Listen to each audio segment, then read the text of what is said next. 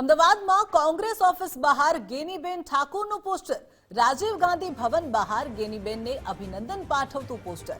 62 વર્ષીય બનાસકાંઠા બેઠક પરથી મહિલા સાંસદ તરીકે ચૂંટાયા ગેનીબેન। 10 વર્ષમાં 26માંથી પ્રથમ બનાસકાંઠાની બેઠક ગેનીબેન જીત્યા। શક્તિસિંહ ગોહિલ, અમિત ચાવડા અને શૈલેષ પરમારે તેઓને અભિનંદન પાઠવ્યા।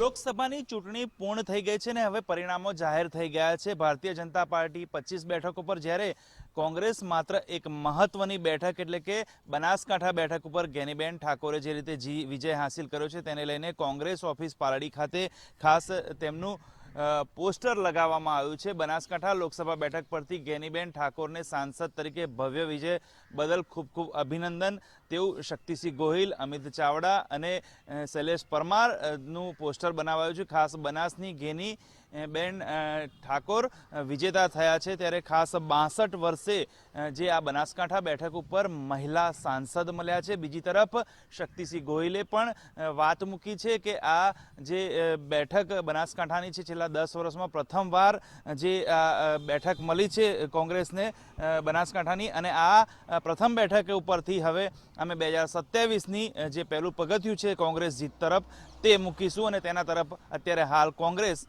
ઓફિસે મહિલા જે બનાસકાંઠાના છે ગેનીબેન ઠાકોર તેમનું પોસ્ટર લગાવાયું છે।